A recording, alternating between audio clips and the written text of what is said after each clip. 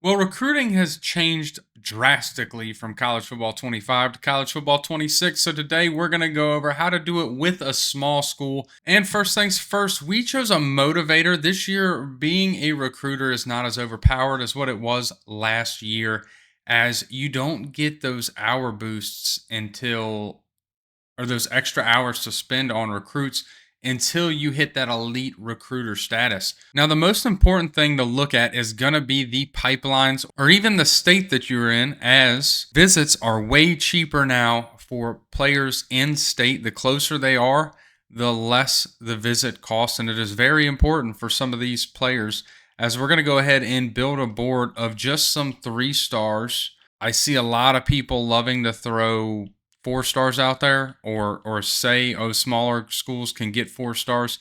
Year one, I do not recommend it. You're going to spend a lot of time and a lot of tight battles, and more than likely you're not going to get those players that you need. Now, you have very little hours to spend, so you really want to try to focus your scouting on positions that are going to be most important to you, right? All right, after you get the players that you want scouted, again, 375 hours, not a lot. We've got used 18 of our 35 scholarships. Probably could use more, but right now we're going to focus on these guys and just try to make this team better. You got to win.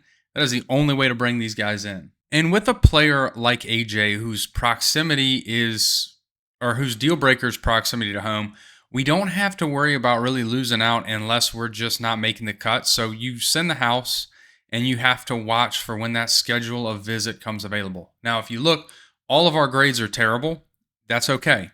And there is a little bit of, for the players that you weren't able to scout, if you come to your school, you go down to the bottom, it'll show you your receivers on the board and it grades them. Now, if you look, the 3 receivers we really need to go after are going to be Cotter, Fursker, and Ruffin, as they are all B minus and above grades. Cotter with the A plus, he is going to be somebody we definitely want to target.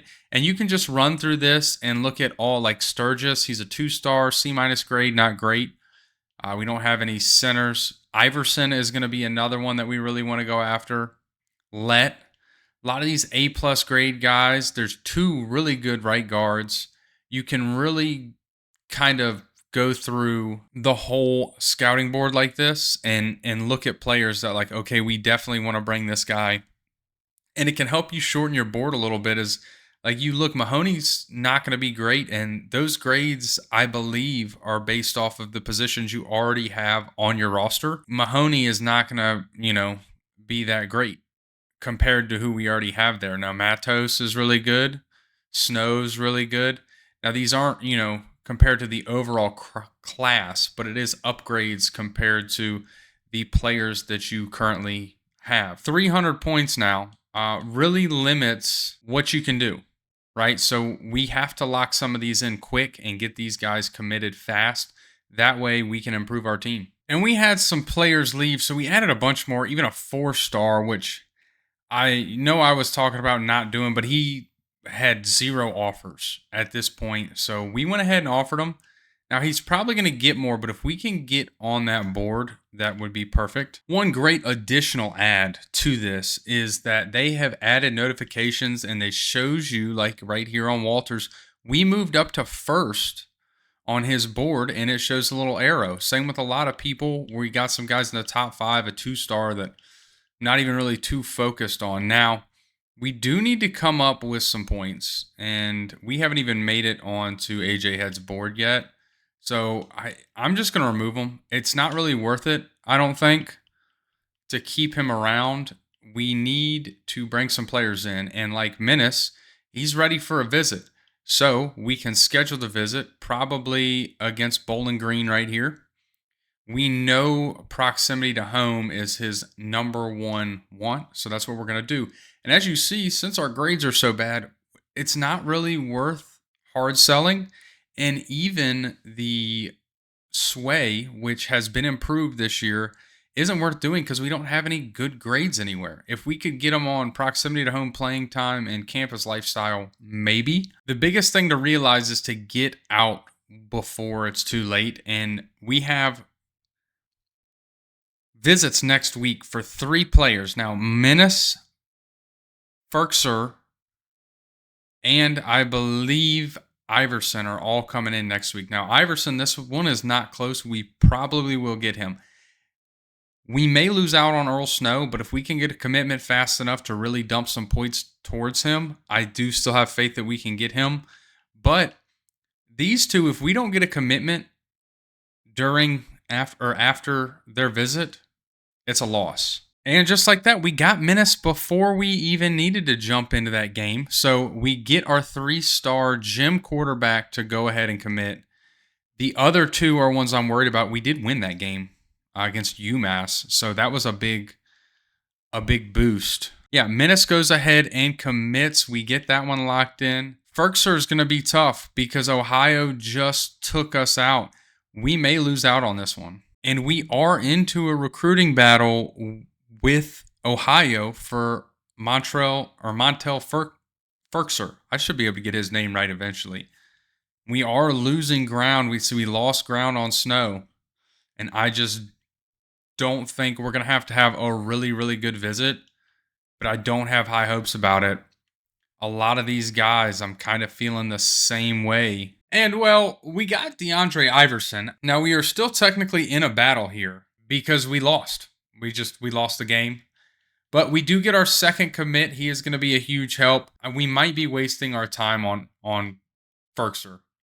We really might be. And I might just have to step back from that commitment altogether because I think Ohio's just going to have us beat as soon as they have their visit week 13. So they would have had us. And after year 1, you're able to get 2 new coordinators that can really help you in the future. And National Signing Day's finally here. We brought in a good amount of recruits here. We did lose out on some. Not a big deal though. A lot of 2 and 1 stars. But when you're starting with these small schools, that is kind of how you have to play it. Impact for RJ Thompson. A lot of normal. Impact for Cotrera. Star for Taj Heji.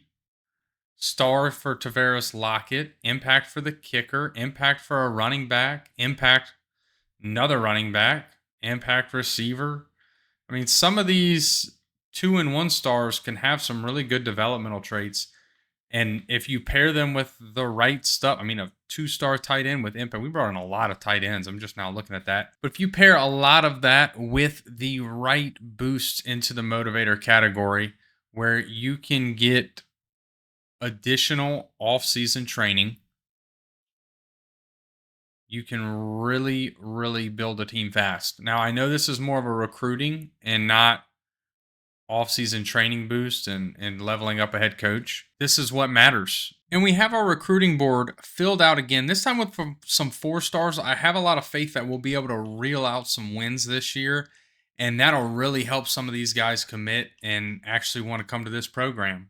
Now, these are moments where it's going to be a mistake, and I'm going to show it.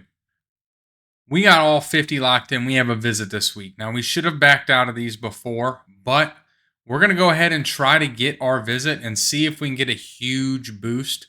Look at the boost Boston College just had because of their visit. If we can get a boost like that coming out with a huge win against Miami, Ohio, and surpassing Penn State and Boston College, we may be able to get commitments. And as y'all saw right there, we're in a recruiting battle with Notre Dame.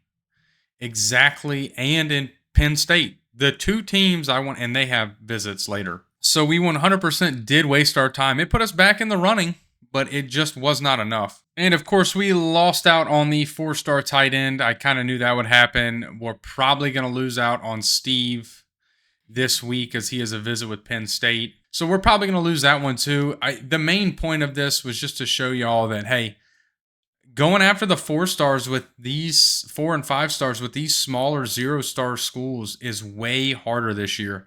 It seems like they turned the heat up. So the main thing that I can recommend, stay focused on 3 and 2 stars until you get enough wins. Until you start winning games and can really, I mean, we've only gone down, honestly. But until you can start throwing some wins together and really getting some recruits and changing some of these letter grades, you don't have a lot of hope in trying to hard sell these guys or even get a commitment out of them. So if you're trying to rebuild a small school, best piece of advice for recruiting: win games. Try to win as many as you can. That's going to help you recruit people. Don't go after those 4 stars and just try to slowly add people to the team. And before we get out of here, just a quick: AJ Menace set the Kent State single season passing yard record. So these 3 stars can play good. And I hope I explained enough for y'all in this video. Be sure to smash that like button. Hit the subscribe button if you want to see more College Football 26 content just like this. We also do some Madden stuff on the channel. And until next time, y'all have a good one.